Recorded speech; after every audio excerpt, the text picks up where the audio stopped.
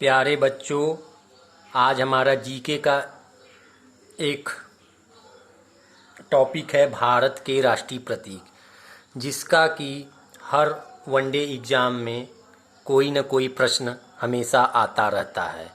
तो आज हम टोटल 26 क्वेश्चन भारत के राष्ट्रीय प्रतीक में हैं, उनका जो है हल करेंगे।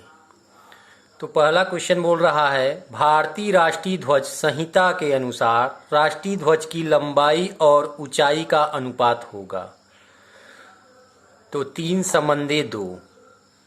भारतीय राष्ट्रीय ध्वज के संहिता के अनुसार राष्ट्रीय ध्वज की लंबाई और ऊंचाई का अनुपात 3:2 होगा। भारत के दूसरा क्वेश्चन है, भारत के राष्ट्रीय ध्वज की चौड़ाई और लंबाई का अनुपात 2:3 होगा।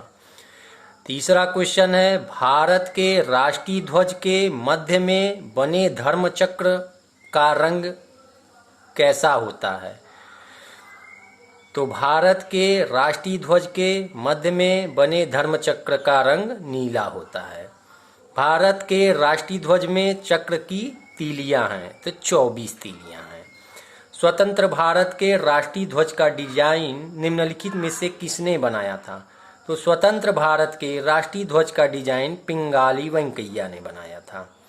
भारत का राष्ट्रीय गान है जन गण मन। 7वां क्वेश्चन है, भारत के राष्ट्रीय गान के रचयिता हैं। तो भारत के राष्ट्रीय गान के रचयिता रविंद्रनाथ टैगोर हैं। 8वां क्वेश्चन है, राष्ट्रीय गान जन गण मन सर्वप्रथम कब और कहाँ गाया था। तो राष्ट्रीय गान जन गण मन 1911 में कलकत्ता के अधिवेशन में गाया गया था। 9वां क्वेश्चन है, भारत के राष्ट्रीय गान जन गण मन को संपूर्ण रूप से गाने में कितना समय लगता है। तो भारत के राष्ट्रीय गान जन गण मन को संपूर्ण रूप से गाने में 52 सेकेंड का समय लगता है। 10वां क्वेश्चन है, भारत का राष्ट्रीय गीत है। तो भारत का राष्ट्रीय गीत वंदे मातरम है। 11वां क्वेश्चन है, भारत के राष्ट्रीय गीत के रचयिता हैं। तो भारत के राष्ट्रीय गीत के रचयिता बंकिम चंद्र चटर्जी जी हैं। 12वां क्वेश्चन है, भारत के राष्ट्रीय गीत के गायन की अवधि है। तो भारत के राष्ट्रीय गीत के गायन की अवधि 65 सेकेंड है।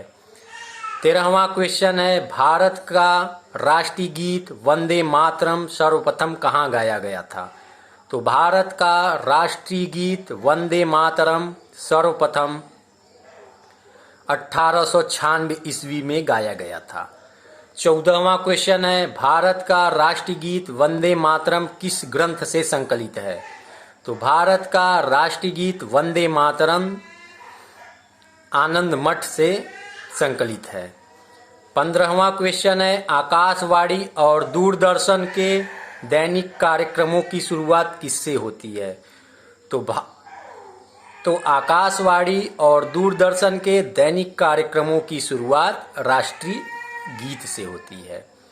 16वां क्वेश्चन है, सारनाथ स्थित राष्ट्रीय स्तंभ का कौन सा भाग राष्ट्रीय प्रतीक चिन्ह के रूप में लिया गया है।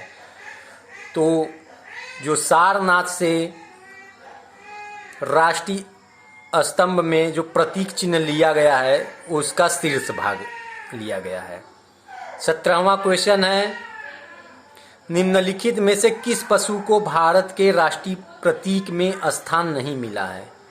तो ऊंट को जो है भारत के राष्ट्रीय प्रतीक में स्थान नहीं मिला है, जबकि सांड, घोड़ा, सिंह इन सबको राष्ट्रीय प्रतीक में स्थान मिला है। 18वां क्वेश्चन है, भारत के राष्ट्रीय प्रतीक चिन्ह में कितने शेर दिखाई देते हैं। तो भारत के राष्ट्रीय प्रतीक चिन्ह में 3 शेर दिखाई देते हैं। 19वां क्वेश्चन है, भारत का राज चिन्ह अशोक महान द्वारा सारनाथ में स्थापित सिंह स्तंभ से लिया गया है। इस राज चिन्ह के मूल स्तंभ में कितने सिंह हैं। तो जो सारनाथ से स्थापित सिंह जो स्तंभ लिया गया है उस चिन्ह में 4 शेर हैं। भारत के राष्ट्रीय संवत के रूप में किस संवत को मान्यता प्रदान की गई है? तो भारत के राष्ट्रीय संवत में शक संवत को मान्यता दी गई है। 21वां क्वेश्चन है, भारत के राष्ट्रीय कैलेंडर का प्रथम महीना कौन सा होता है? तो भारत का राष्ट्रीय कैलेंडर का प्रथम महीना चैत्र होता है। 22वां क्वेश्चन है, शक संवत पर आधारित राष्ट्रीय पंचांग अंतिम मास होता है। तो शक संवत पर आधारित राष्ट्रीय पंचांग का अंतिम मास फाल्गुन होता है। भारत का राष्ट्रीय पशु है, तो भारत का राष्ट्रीय पशु बाघ है। 24वां क्वेश्चन है, बाघ से पूर्व भारत का राष्ट्रीय पशु था। तो बाघ से पूर्व भारत का राष्ट्रीय पशु सिंह था। भारत का राष्ट्रीय पक्षी है, तो भारत का राष्ट्रीय पक्षी मयूर है। भारत का राष्ट्रीय आदर्श वाक्य क्या है? तो भारत का राष्ट्रीय आदर्श वाक्य सत्यमेव जयते है। तो बच्चों, आज हमने लुसेंट का ऑब्जेक्टिव के 26 क्वेश्चन आपको सॉल्व करा दिए हैं।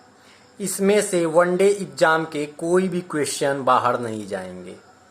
थैंक यू दोस्तों, धन्यवाद।